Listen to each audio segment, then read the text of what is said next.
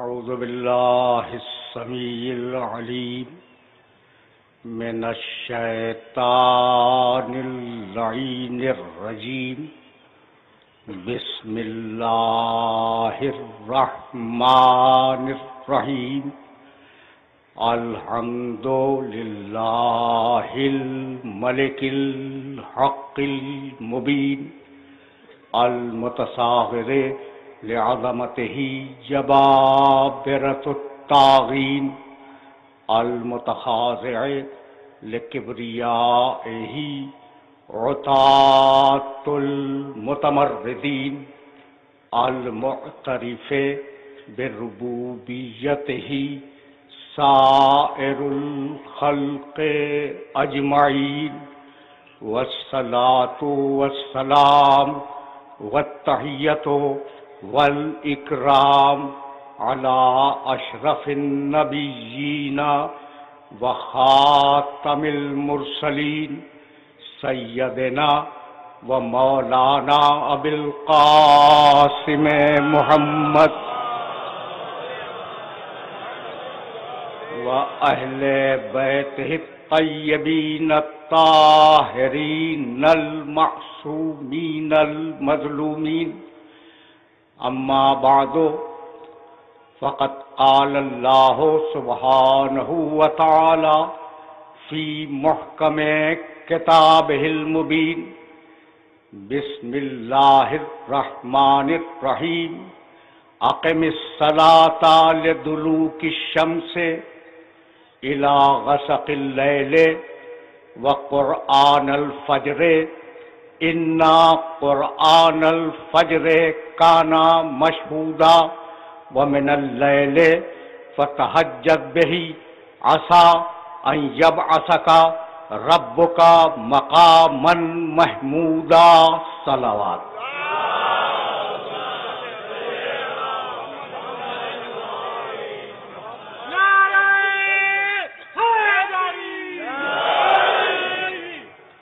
عزیزان محترم، کل شام کو 1435 ہجری کا آخری سورج ڈوب گیا اور سن 1436 ہجری کا پہلا چاند افق عالم پر نمودار ہوا. چاند نمودار ہوا اور ہمارے گھروں میں عزاخانے سج گئے.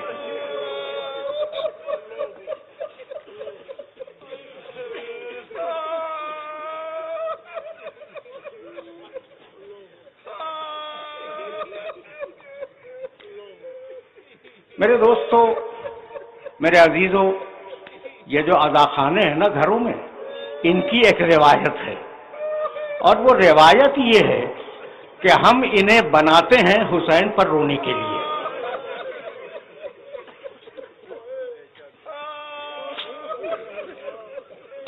یہ عزاخانے حسین پر رونے کے لیے بنائے جاتے ہیں، یہی ہے نا؟ پر کیوں کسی اور کے رونے کے لیے عزاخانے کیوں نہیں بناتے ہو؟ بات کل اتنی ہے کہ حسین کی شہادت کے بعد حسین کے وارثوں کو جی بھر کے رونے نہیں دیا گیا. چھوٹی بچی جب باپ کو یاد کر کے روتی تھی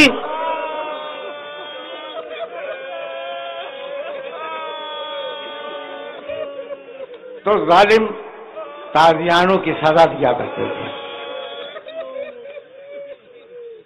آغاز محرم ہے تو میں یہ حق ہے اور ذہن انسانی کو یہ پوچھنے کا حق ہے کہ حسین نے ایسا اقدام کیوں کیا جس کے بعد ان کی نسل پر اور ان کے نسب پر اتنی پریشانیاں اور اتنی مصیبتیں وارد ہوئیں. حسین ابن علی، یہ سوال تو ہے نا کہ بھئی حسین نے ایسا کام کیوں کیا کہ جس کے بعد اتنے مصائب ٹوٹ پڑے ان کے خاندان کے اوپر. حسین نے اس کا جواب خود دیا ہے.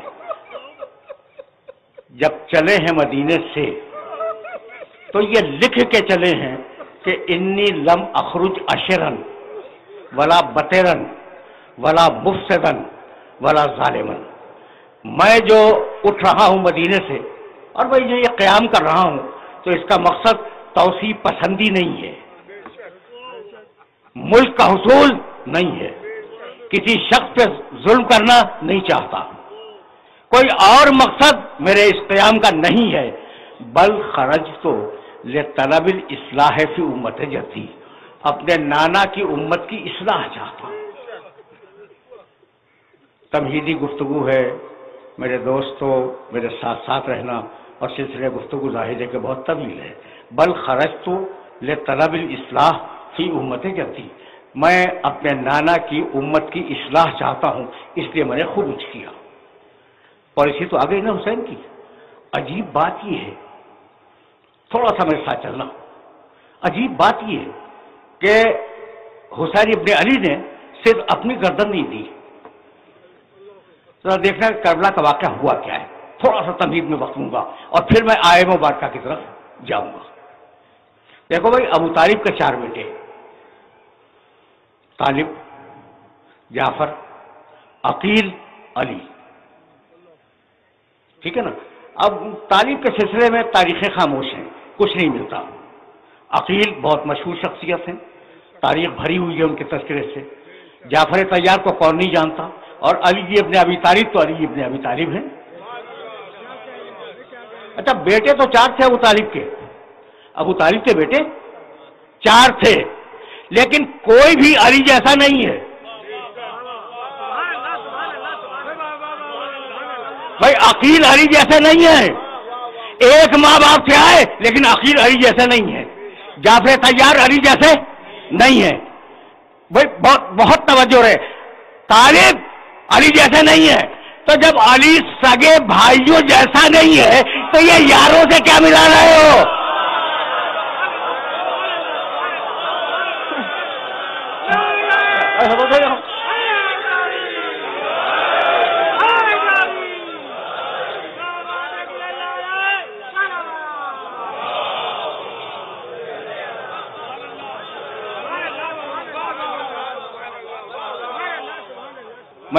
جملہ تو یاد رکھو گے نا کہ علی جب اپنے بھائیوں جیسا نہیں ہے، اپنے بھائیوں سے نہیں ملتا، تو دوسروں سے کیا ملے گا؟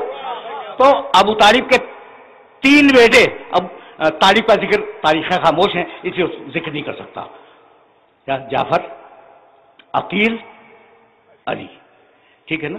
کربلا کے میدان میں حسین نے صرف اپنے ساتھی قربان نہیں کیے، تینوں سگے چچاؤں کی اولاد قربان ہوئی ہے۔ جب اصحاب گئے، جب انصار گئے، جب کوئی دوست نہ رہا تو اب بنی ہاشم کی باری آئی، اور جب بنی ہاشم کی باری آئی تو سب سے پہلے جو لوگ میدان میں گئے وہ اولاد عقیل ہیں، اور اولاد عقیل میں سب سے پہلے جو 2 بچے گئے وہ مسلم ابن عقیل کے 2 بیٹے ہیں۔ کیا تمہیں پتا ہے کہ اولاد عقیل کے 8 لاشیں حسین نے میدان کربلا میں اٹھائی؟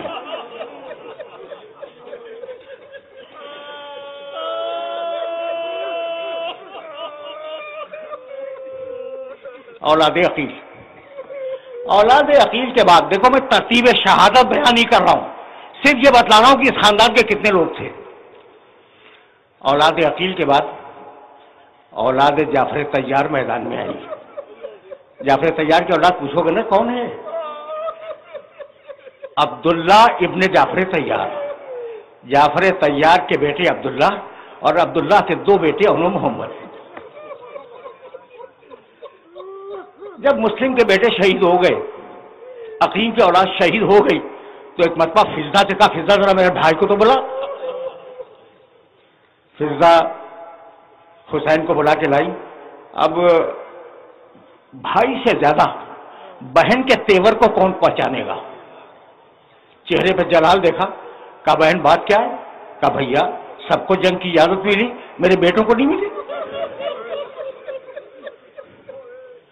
حسین کی آنکھوں میں آنسو آ گئے، کہنے لگے کہ بہن یہ شیر کے بچے ہیں، ہر بار کہتے ہیں مامو جان ہمیں جنگ کی اجازت دیجیے، لیکن میں نے اجازت نہیں دی۔ کہا بھیا اب میں آپ سے درخواست کروں گی، آپ منع تو نہیں کریں گے نا؟ کہا بہن آج تک تمہاری کوئی بات میں نے رد کی ہے؟ کہا بھیا میرے بچوں کو جنگ کی اجازت دیجیے۔ کہ تمہارے کہنے پہ اجازت دے رہا ہوں. جب اجازت مل گئی نا تو دونوں بچوں کو سینے سے لگایا اور کہا بیٹو میدان میں یہ کہنے کی ضرورت نہیں ہے کہ تم جعفر طیار کے پوتے، تم حیدر کرار کے نواسے ہو، یہ کہنے کی ضرورت نہیں ہے. ایسا لڑو کہ فوجیں خود پکار اٹھے کہ جعفر طیار کا پوتا لڑ رہا ہے، حیدر کرار کا نواسا لڑ رہا ہے. بچے گئے، شہید ہوئے، آواز دی، عباس چلے، حسین چلے. ایک لاشا عباس نے اٹھایا، ایک لاشا حسین نے اٹھایا. جب آئے ہیں نا اس خیمے میں جس میں لاشیں لا کے رکھے جا رہے تھے تو فضا دوڑتی ہوئی گئی اور کہنے لگی بی بی آپ کے بیٹے آ گئے. پہچانو کربلا کو.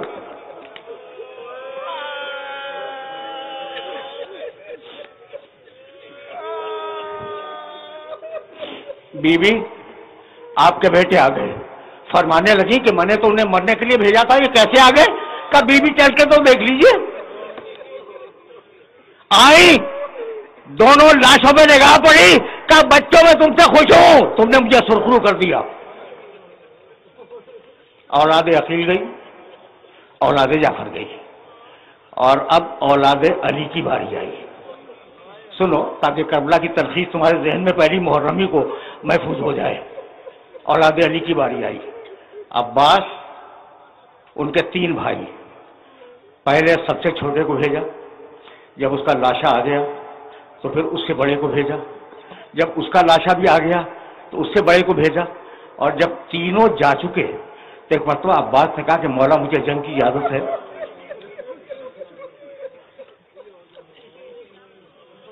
میں تم سے پوچھنا چاہ رہا ہوں کہ عباس کو تو شہید ہونا ہی تھا نا، شہید ہونا تھا، کہہ دیتے کہ مولا مجھے سب سے پہلے کہہ دے. بھائیوں کو کیوں بھیجا؟ بھائیوں کو کیوں بھیجا؟ بس جو ہوتا وہ ہوتا، پہلے شہید ہو جاتے عباس. کہا کہ نہیں، میں اپنے مولا کو بے یار و مددگار نہیں چھوڑوں گا. یہ میرا مولا اکیلا کیسے لاشیں اٹھائے گا؟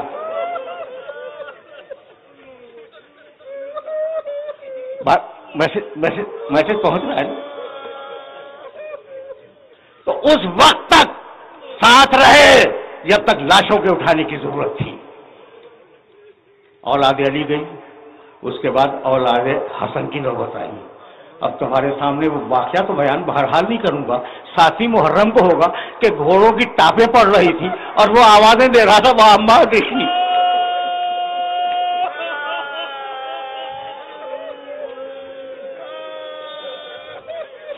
یہ کربلا کی تلخیص ہے جو تمہارے سامنے میں عرض کر رہا ہوں. میں اولاد حسن گئی اور اب اولاد حسین کی باری آئی. ترتیب شہادت نہیں ہے، یہ صرف سمجھانے کے لیے عرض کر رہا ہوں. میں بابا مجھے جنگ کی اجازت ہے؟ کہا اکبر تم میرے رسول کی شبیہ ہو، تمہیں اجازت نہیں دوں گا.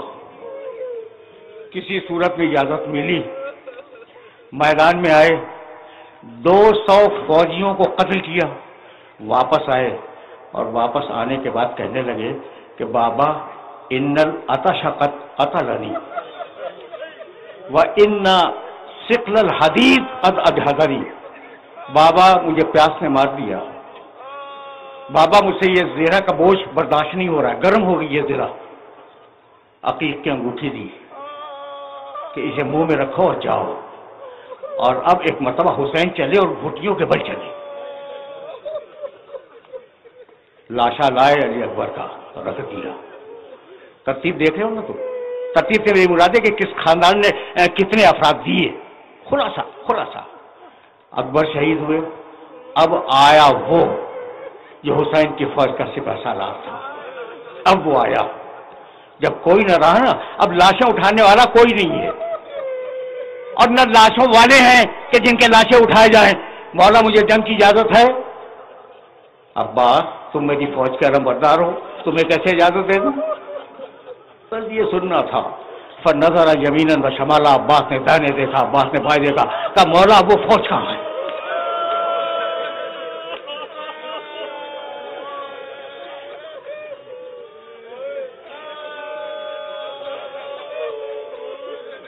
یہ تلخیص تھی کربلا کی جو تمہارے سامنے پیش کر رہا تھا.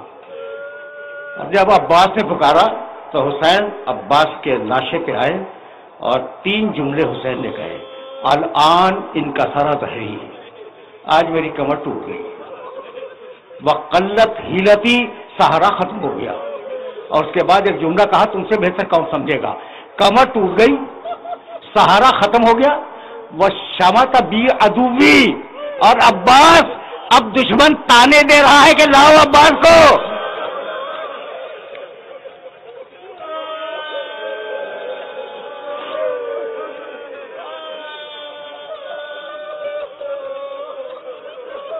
اب دشمن تانے دے رہا ہے کہ عباس کو لاؤ، عباس بھی گئے، اور اب وہ بچا جو میدان کربلا کا خدا کی قسم کھا کے کہہ رہا ہوں سب سے بڑا مجاہد ہے۔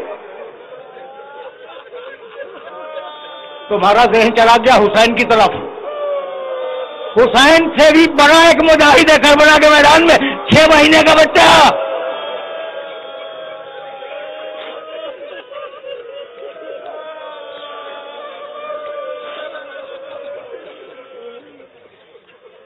شہید ہوا، بچے کو دفن کیا، اور اب آواز دی، یا ابطال الصفا و یا فرسان الحیجہ مالی انادیکم فلا تجیبونی۔ اب ظاہر ہے کہ یہ میں خلاصہ بیان کر رہا تھا، اور اب حسین نے گردن رکھ دی۔ بس میرے عزیزو، شروع کیا میں نے اولاد عقیل سے، ختم کیا حسین ابن علی کی شہادت پر۔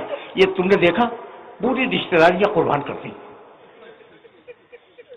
سگے چچا داد بھائی قربان کر دیے۔ بہت رشتے ہیں، اگر میں گنانے بیٹھ جاؤں تو بہت تفصیل طلب مسئلہ ہے، ساری رشتہ داریاں حسین نے قربان کر دی خدا کے دین پر۔ بس بتلانا یہ تھا، جملہ سنو، اور اب میں اپنے موضوع کی طرف جا رہا ہوں۔ بتلانا یہ تھا کہ جو اپنے زمانے میں بہت توجہ رہے، بہت زیادہ توجہ کا خاصگار ہوں اس مرحلے پر، جو اپنے زمانے میں مقام محمود کا وارث ہو اور صدق و حق کا نمائندہ ہو، وہ باطل کے بیعت نہیں کر سکتا۔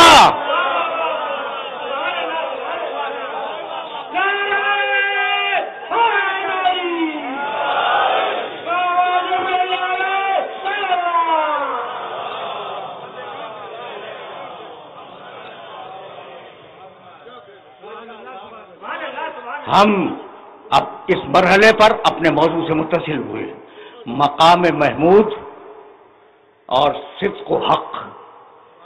اس موضوع کو جسٹیفائی کرنے کے لیے میں نے سورہ بنی اسرائیل کی 2 مسلسل آیتوں کی تلاوت کا شرف حاصل کیا۔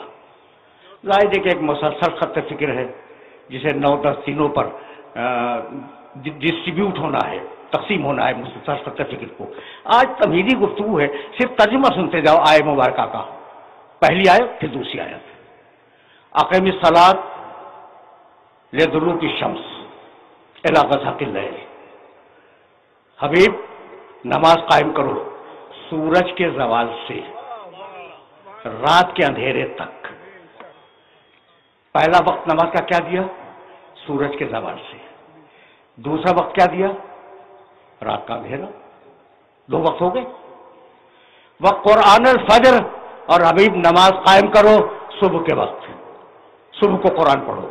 ان قرآن الفجر کانا مشہودا، یقیناً صبح کی نماز گواہیوں والی نماز ہے۔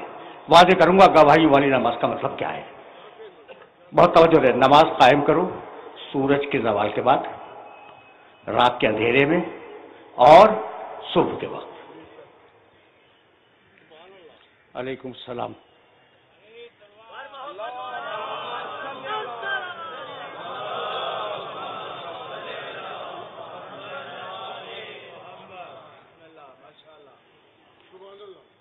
بہت دنوں کے بعد حاضر ہوں آپ کی خدمت میں، تو مانوس تو ہیں نا یا نہیں؟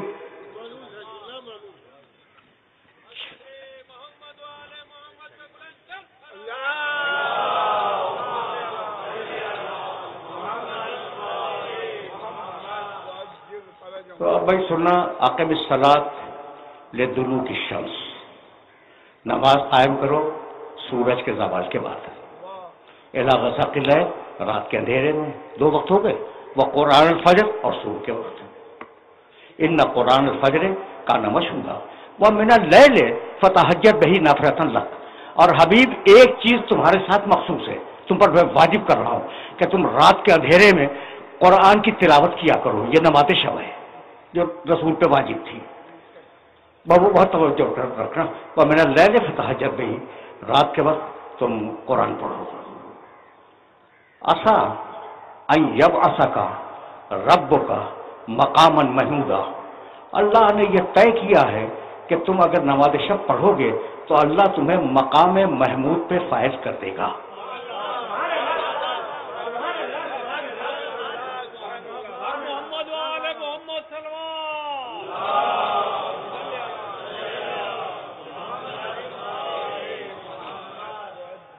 آہستہ آہستہ سلسلہ فکر کو آگے بڑھاؤں گا.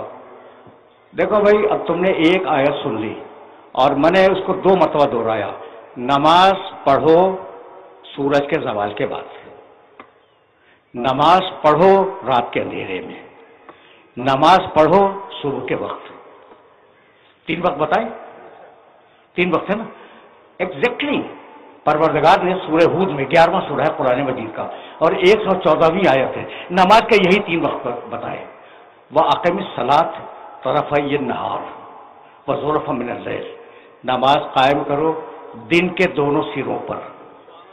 دن کا پہلا سرا طلوع آفتاب سے پہلے, دن کا دوسرا سرا زوال آفتاب کے بعد.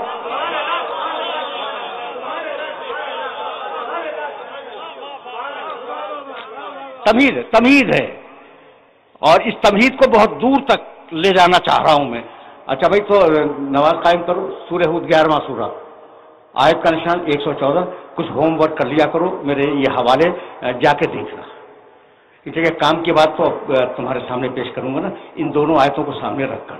اچھا بھائی, تو زلفا من اللیل, رات کے اندھیرے میں, دن کے دونوں سروں پر, طلوع آفتاب سے قبل اور زوال آفتاب کے بعد, اور رات کے اندھیرے میں ابتدائی وقت میں. تو وقت کتنے ہیں بھائی؟ 3. اچھا, کسی کو اعتراض تو نہیں ہوگا؟ نہیں ہوگا بھائی. میں نے 2 آیتیں پڑھی ہیں اور دونوں آیتوں میں وقت کتنے؟ 3. نمازیں کتنی؟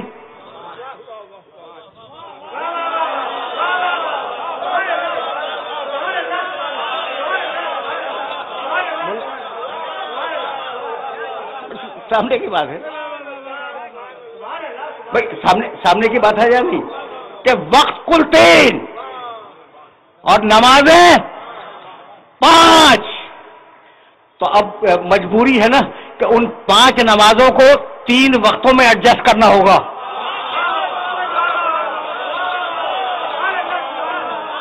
تو اب دنیا ہم سے پوچھتی ہے کہ ملا کے کیوں پڑھتے ہو, قرآن ان سے پوچھتا ہے کہ الگ الگ کیوں پڑھتے ہو.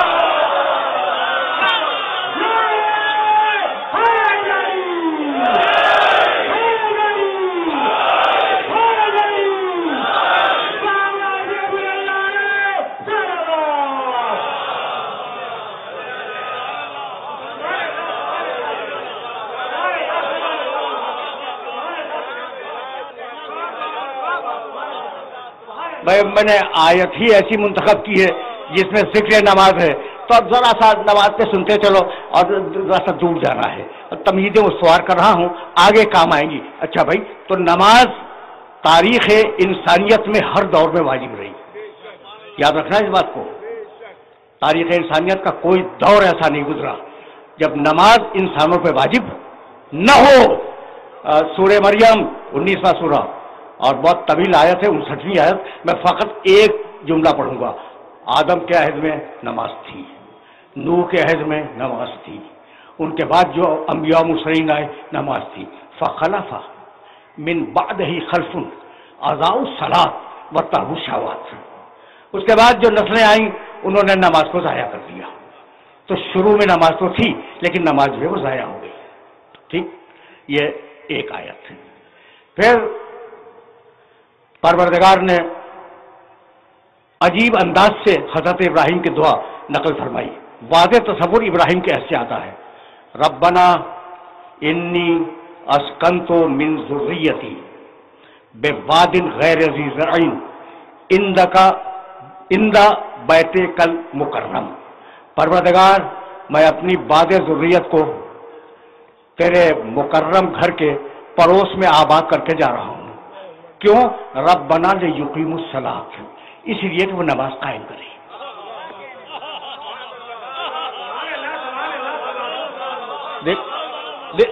تیور دیکھ رہے ہو؟ یہ تو ابراہیم کا عہد تھا. اسماعیل کان یامر اہلہ بالصلاۃ والزکوٰۃ، اسماعیل ہمیشہ اپنی اولاد کو، اپنے اہل و عیال کو تاکید کرتے تھے کہ نماز قائم رکھو. اب یہاں تک آ گئے ہم، ابراہیم و اسماعیل یہ ہو گئے نا. اس کے بعد یا مریم اقنتی لربک واسجدی وارکعی مع الراکعین، مریم قنوت پڑھو، نماز پڑھو، رکوع کرو، سجدہ کرو.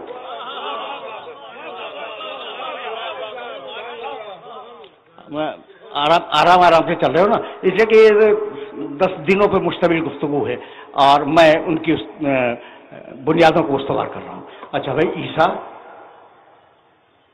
مریم کا بیٹا عیسیٰ کہنے لگے کہ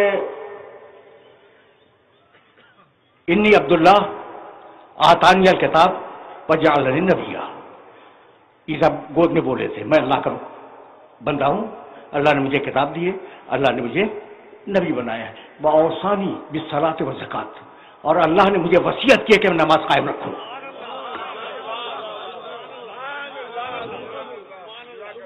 میں نے آدم علیہ السلام سے لے کر عیسیٰ علیہ السلام تک آپ کے سامنے مختصر سی تاریخ نماز کی بیان کر دی، ٹھیک ہے نا. تو اب ان کے ارکان کیا تھے، ان کے شرائط کیا تھے، مجھے نہیں معلوم. اور اگر کچھ توریت و انجیل میں مل جائے تو اسے بیان کرنے کا محل نہیں ہے. یہ میرا موضوع نہیں ہے کہ ان کی نمازوں کے ارکان کیا تھے، ان کے شرائط کیا تھے، ان کے لوازم کیا تھے. یہ میرا موضوع نہیں ہے. مسئلہ تو یہ ہے، مسئلہ کہ عاقبی صلاۃ ذروق الشمس، تم نماز قائم کرو، اے مسلمانوں تم نماز قائم کرو، یہی ہے نا مسئلہ. تو اب ہم کیسے پڑھیں بھائی؟ ہم نماز کیسے پڑھیں بھائی؟ ہم سنت عیسیٰ پہ نہیں ہے، سنت موسیٰ پہ نہیں ہے، ہم نماز کیسے پڑھیں؟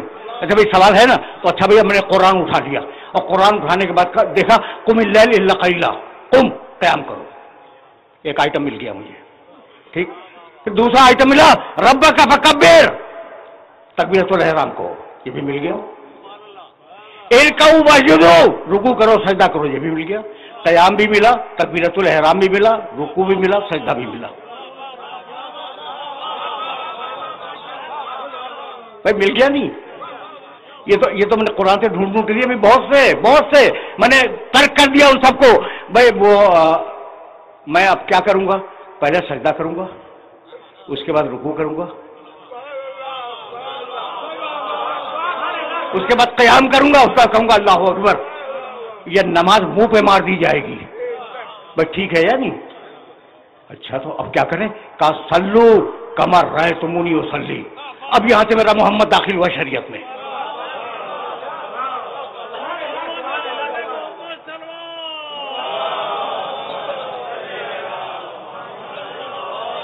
اب یہاں سے شریعت میں میرا نبی داخل ہوا. صلو، سب نے لکھا اس روایت کو، کما رأیتمونی اصلی. ویسے پڑھو جیسے مجھے پڑھتے ہوئے دیکھو، ویسے پڑھو جیسے مجھے پڑھتے ہوئے دیکھو. یعنی قرآن سے ڈھونڈ کے نہ پڑھنا، مجھے دیکھ کے پڑھنا. جو کتاب زمانے محمد میں کافی نہ ہو وہ آپ کو بعد میں کیسے کافی ہو گئی؟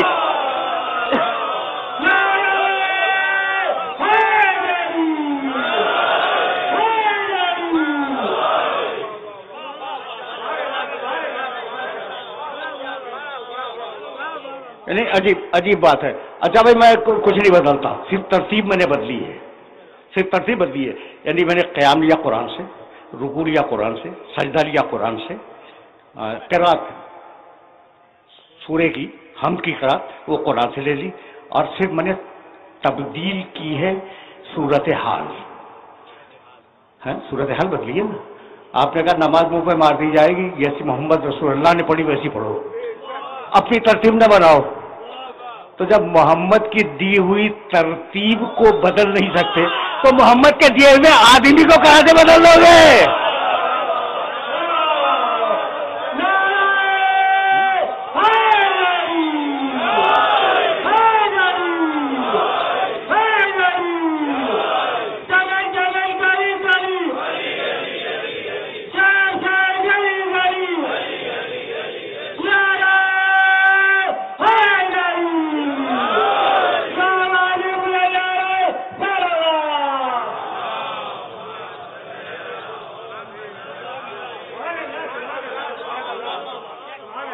بات واضح ہو رہی ہے؟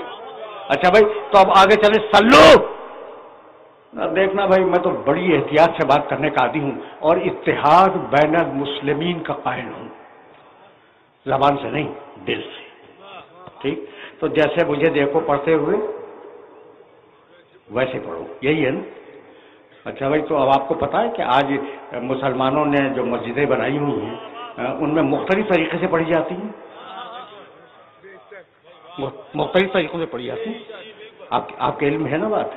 اچھا بھائی، تو اب چھوڑو مکے کی زندگی کو، بات بہت لمبی ہو جائے گی، لیکن ایک بات اب مجھے سے سنو گے اور مجھے سے سنتے جاؤ.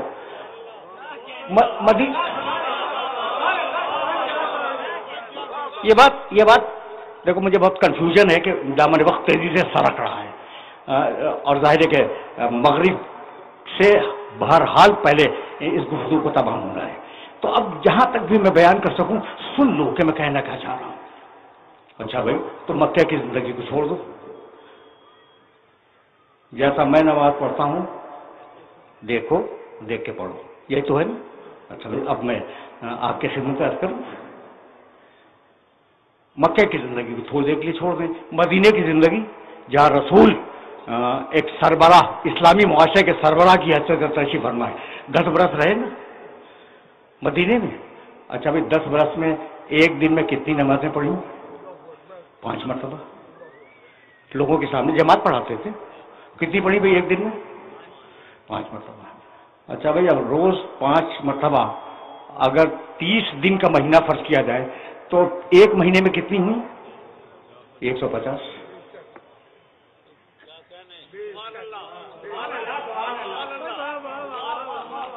کتنی ہوئی؟ 150. ایک مہینے میں 150. اچھا بھائی، اب 150 کو 12 مہینوں سے ضرب دے دو، کتنی ہوئی؟ 1800. 1800 نمازیں ہو گئی، یعنی ایک سال میں 1800 نمازیں ہوئی.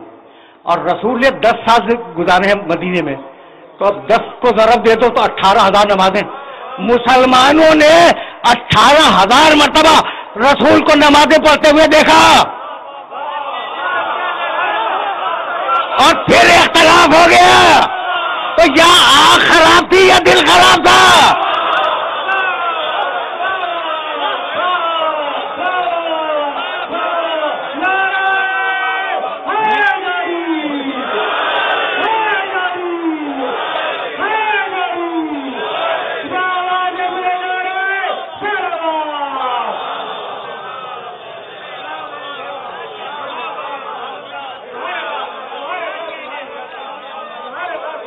یہ تو حد ہو گئی نا کہ 18,000 مرتبہ دیکھا اور پھر نماز مرتب نہ کر سکے.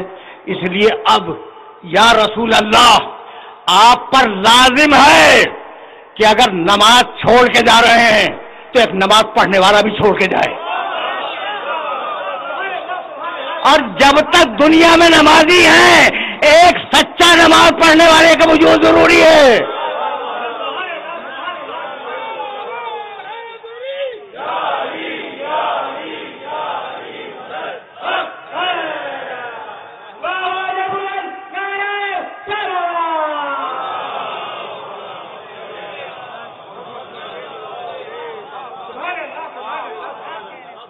بھائی یہی سبب ہے.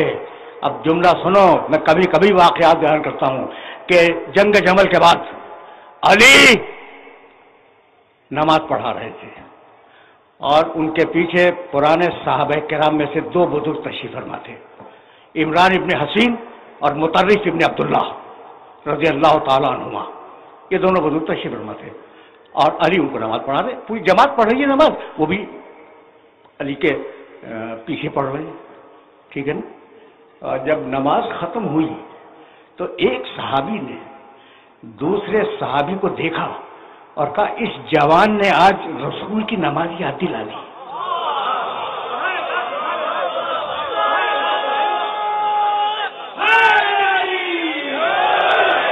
اس جوان نے آج رسول کی نماز یاد دلا دی.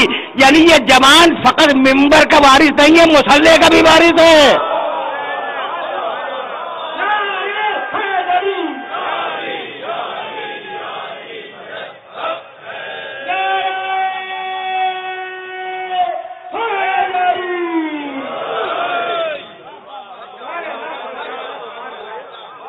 میرے عزیزوں، میرے دوستوں، آج گفتگو طویل نہیں ہوگی، تمہیدی گفتگو ہے، محرم کی پہلی تاریخ ہے.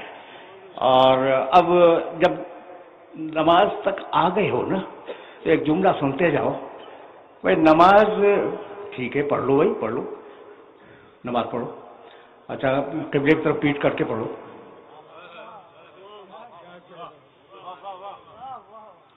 نماز پڑھو اور جان بوجھ کے قبلے کی طرف پیٹ کر لو. نہیں، تم پر واجب ہے کہ قبلے کی تحقیق کرو. ماتھا ٹیکنا ہے اس گھر کے آگے جو اللہ کا ہے نا.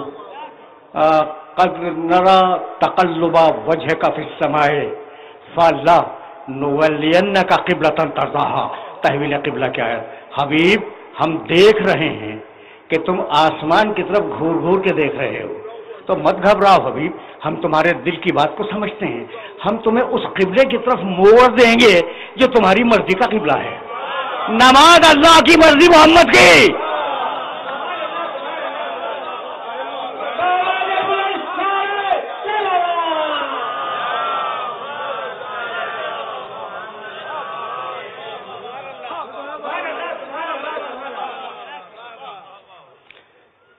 فَلَنُوَلِّيَنَّكَ قِبْلَةً تَرْضَاهَا.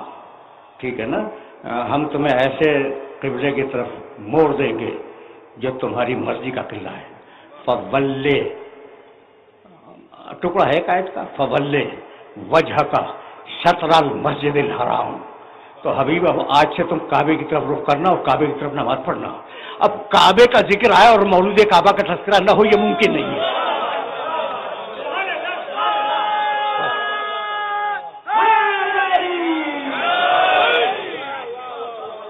دیکھو بہت قریب ہو گئے نا دامن مغرب سے، دامن مغرب سے ہم بہت قریب ہو گئے، تو اب گفتگو روک دوں گا.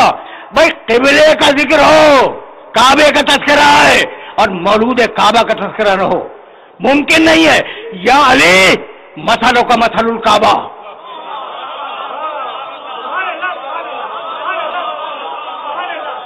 وقت ہوتا تو حوالوں کے انبار لگا دیتا، لیکن میری زبان پہ اعتبار کر لو. اس لیے کہ برسوں سے مجھے سن رہے ہو اور میں آنکھ سے دیکھ کے پڑھنے کا عادی ہوں، ٹھیک ہے نا. یا علی مثلوں کا مثل الکعبہ. علی تمہاری مثال کعبے کی مثال ہے. توتا الیہا ولا تاتی، روایت کا ٹکڑا تمہیں ہدیہ کر رہا ہوں.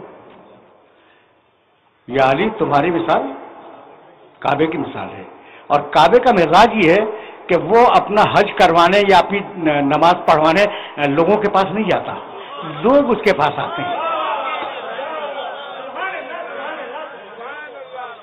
علی کعبے جیسا،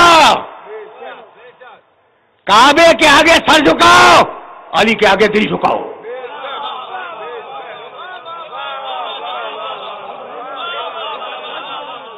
علی کعبے جیسا، کعبے کے آگے سر جھکاؤ، علی کے سامنے دل جھکاؤ. علی کعبہ جیسا، توجہ رہے، اس کا حق دینے کے لیے اس کے پاس جاؤ، وہ مانگنے کے لیے نہیں آئے گا.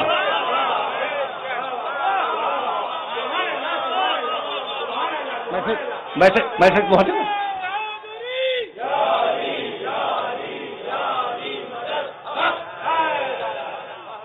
وقت نہیں ہے میرے پاس اب وقت نہیں ہے. یا علی تیری مثال کعبے کی مثال، کعبے کی طرف سر جھکے، تیری طرف دل جھکے. یا علی کعبہ اپنا حق مانگنے کسی کے پاس نہیں جاتا، تو اپنا حق مانگنے کسی کے پاس نہیں جائے گا۔ اور اب کعبے کی وہ مثال جو سب کے ذہن میں موجود ہے، جائیے ضد کر کے کعبے کی طرف پیٹ کر کے نماز پڑھ لیں، وضو بھی کریں، نماز بھی صحیح پڑھیں، لیکن کعبے کی طرف پوچھو، خدا کی قسم منہ پہ مار دی جائے گی۔ تو علی کی طرف پوچھ کر کے کب تک چلتے رہو گے؟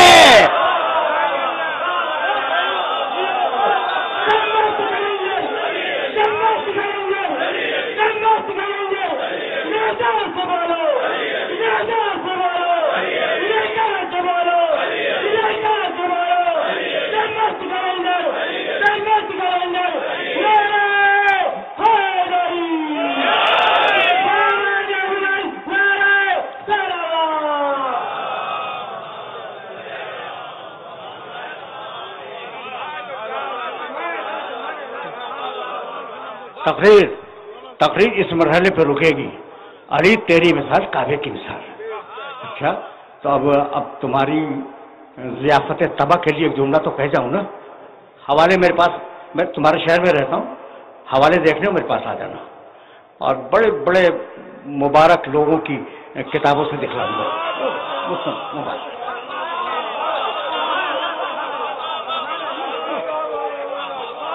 ہے بزرگوں نے خدمت کی ہے اسلام کی، حدیثیں لکھی ہیں، تو اب وہ ان بزرگوں سے ذرا میں روک کے ایک نظر ڈالنا چاہ رہا ہوں ان کی کتابوں پر۔ عجیب بات ہے، علی کی مثال کعبے کی مثال ہے۔ اب ایک بات بتاؤں، بس تقریر تمام ہو رہی ہے، دو جملے مصائب کے عرض کروں گا، اس لیے کہ آغاز میں مصائب میں بیان کر چکا، دو جملے، لیکن اب یہ تو سنتے ہی جاؤ۔ میں ایک حدیث کی کتاب دیکھ رہا تھا اور نون کا چیپٹر دیکھ رہا تھا، تو مجھے روایت نظر آئی، النظر الی الکعبۃ عبادۃ، کعبے کی طرف نگاہ کرنا عبادت ہے۔ ٹھیک ہے نا؟ اچھا پھر وہ انہوں نے کئی روایتیں لکھی تھی، النظر الی المصحف عبادت، قرآن پہ نگاہ کرنا عبادت ہے، کعبے کی طرف نگاہ کرنا عبادت ہے، قرآن پہ نگاہ کرنا عبادت ہے۔ تیسری روایت لکھی النظر الی العالم عبادہ، عالم کے چہرے پہ نگاہ کرنا عبادت ہے، اور چوتھی لکھی النظر الی الوالد عبادہ، باپ کے چہرے پہ نظر کرنا عبادت ہے۔ سن لیا تم نے؟ سن لیا بھائی؟ بہت توجہ رہے، لیکن میری تقریر تمام ہو گئی اور مصائب کے دو جملے عرض کروں گا۔ کعبے کی طرف نگاہ کرنا عبادت ہے، باپ کے چہرے پہ نگاہ کرنا عبادت ہے، قرآن پہ نگاہ کرنا عبادت ہے، اور کیا چیز بچی؟ عالم، چلو بھائی، عالم کے چہرے پہ نگاہ کرنا عبادت ہے۔ بھائی جب کعبے کو دیکھ رہے ہو تو قرآن کو نہیں دیکھ رہے ہو، یہی ہے نا؟ اور جب قرآن کو دیکھ رہے ہو تو کعبے کو نہیں دیکھ رہے۔ ایسا ڈھونڈو جو باپ بھی ہو، عالم بھی ہو، قرآن بھی ہو اور کعبہ بھی ہو، نہیں ملے گا، بس النظر الی وجہ علی عبادہ۔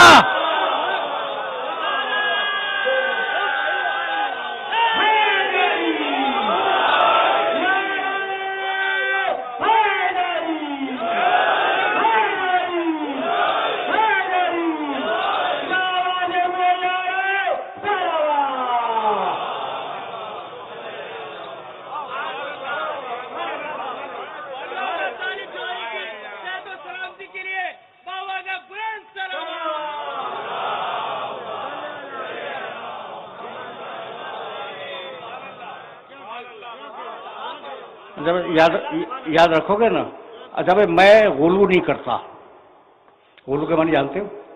حد سے کسی ذات کو بڑھا دینا، یہ غلو ہے، اور میں ممبر سے کہہ رہا ہوں کہ میں غلو نہیں کرتا، اس لیے کہ حد سے بڑھانے کو کہتے ہیں نا غلو۔ مجھے آل محمد کی حد ہی نہیں معلوم تو میں کیا کروں؟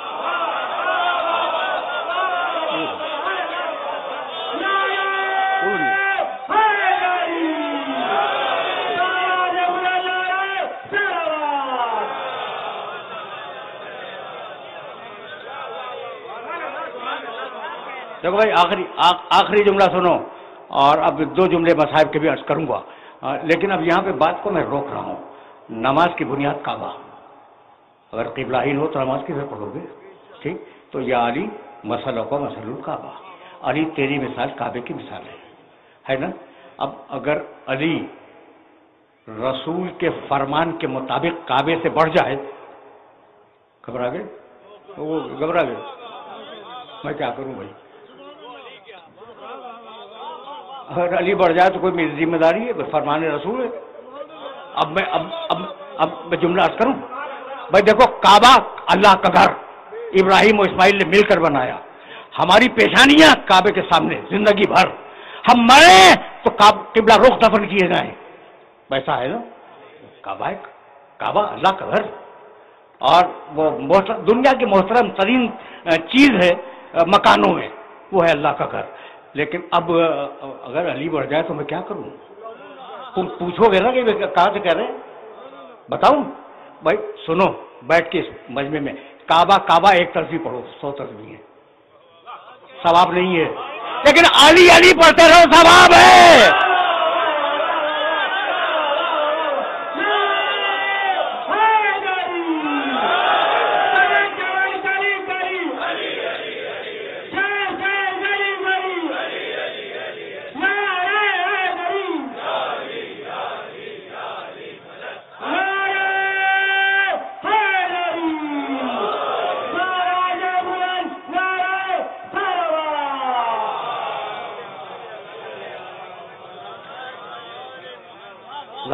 ظاہر ہے کہ میں بغیر دلیل کے بات نہیں کرتا۔ تم پوچھو کہ علی علی کرنا کہاں سے ثواب ہو گیا؟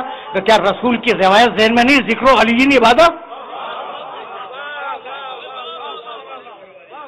علی کا ذکر عبادت ہے، تو جب علی کا نام زبان پہ آ جائے تو عبادت نہیں ہوئی؟ یہ ہے وارثان نماز، یہ ہے وارثان کعبہ۔ سمیٹو تو علی، پھیلاؤ تو 12 تک جائے۔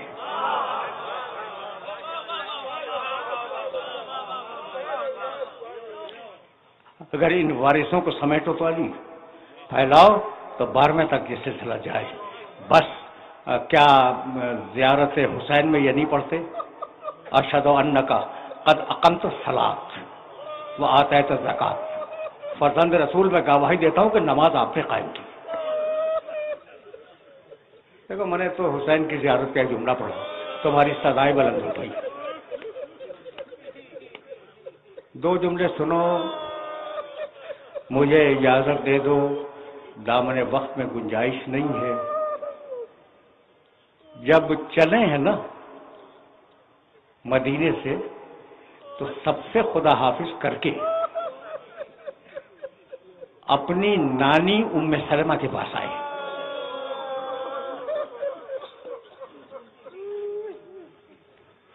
اچھا بھائی اب روکو، میری مجبوری ہے، بہت تیزی کے ساتھ جملہ بیان کروں گا تاکہ یہ بات مربوط ہو جائے۔ ذرا سا روکو اس مقام پر۔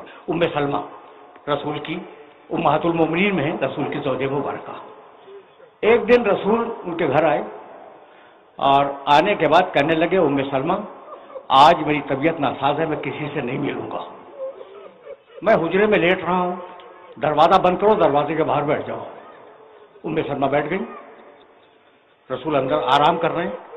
کچھ دیر میں رسول کا چھوٹا نواسا حسین ٹہلتا ہوا آیا، سننے کی بات ہے۔ اچھا بڑوں نے اس روایت کو لکھا ہے، اور اس نے اندر جانا چاہا، ام سلمہ نے روک لیا، کہا حسین مت جاؤ، تمہارے نانا آرام کر رہے ہیں، انہوں نے منع کیا ہے کہ کوئی داخل نہ ہو۔ تو ایک مرتبہ بچے نے منہ اٹھایا، کہا نانی اماں کیا ہمیں بھی منع کیا ہے؟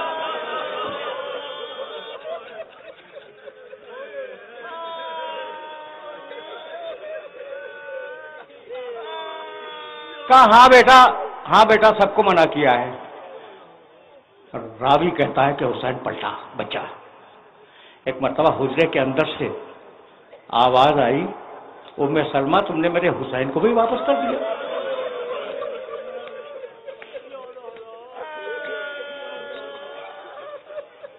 ام سلمہ گھبرا گئی، دوڑتی ہوئی آئی حسین کے پاس، کہا بیٹے چلو تمہیں رسول بلا رہے ہیں، نانا بلا رہے ہیں۔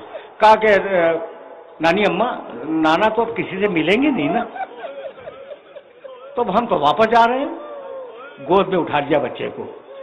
کہا ام سلمہ نے کہ حسین میں نہیں جانتی تھی کہ وہ اور ہیں جن سے رسول ملنا نہیں چاہتے، تو اور ہے. گود میں لائیں، رسول کے سینے پہ لیٹا دیا اس بچے کو اور دروازہ بند کر کے بیٹھ گئی. اتنے میں حجرے کے اندر سے رسول کے رونے کی آواز بلند ہوئی. باہر سے پوچھا یا رسول اللہ اجازت ہے کہ میں اندر آ جاؤں؟ کہا ام سلمہ آ جاؤ. ام سلمہ بیان کرتی ہیں کہ رسول کے سینے پر حسین لیٹا ہوا تھا اور رسول کی مٹھی میں کچھ تھا اور رسول زارو قطار رو رہے تھے. کہا یا رسول اللہ ہوا کیا؟ کہا جبریل آئے تھے، مجھے ایک ہولناک دشت کا منظر دکھلایا اور کہا یا رسول اللہ یہ بچہ آپ کو بہت پسند ہے نا، یہ کربلا کے میدان میں 3 دن کا بھوکا پیاسا شہید کیا جائے گا، اور ایک مٹھی خاک اٹھا کر مجھے دے دی.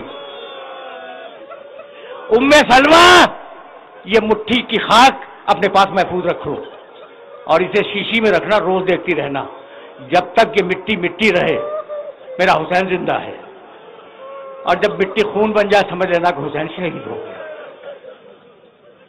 آئے نانی اماں اجازت ہے؟ کہا بیٹے کہاں جا رہے ہو؟ کہا عراق. کہا نہ بیٹے کہیں بھی جاؤ، عراق مت جاؤ، تمہارے نانا کہتے تھے میرا حسین عراق میں شہید ہوگا. کہا نانی اماں قریب آئیں. ام سلمہ قریب آئیں، دونوں انگلیوں کا کہا درمیان میں دیکھیے. کہنے لگی بڑا بھیانک منظر نظر آ رہا ہے. کہا نانی اماں تفصیل میں نہیں جا رہا ہوں میں، نانی اماں یہ وہی میدان ہے جس میں مجھے شہید کیا جائے گا. زمین کربلا بلند ہوئی، رینج میں آئی آنکھوں کی. حسین نے ایک مٹھی خاک اٹھائی اور کہا نانی اماں اس خاک کو بھی وہیں رکھ لیں جہاں نانا جان کی خاک رکھی ہوئی. بس میرا آخری جملہ سنو. جب حسین رخصت ہو گئے نا تو یہ بوڑھی بیوی روزانہ اس شیشی کو دیکھا کرتی تھی. ایک دن خواب میں رسول آئے، 10 محرم کا دن تھا، دیکھا کہ لباس پہ مٹی ہے، سر پہ مٹی ہے، ہاتھوں پہ مٹی ہے. کہا یا رسول اللہ آپ کی یہ کیفیت کیا ہے؟ کہا کیا بتلاؤں، میرا نواسا کربلا کے میدان میں شہید ہوا، وہ میری گود میں تھا.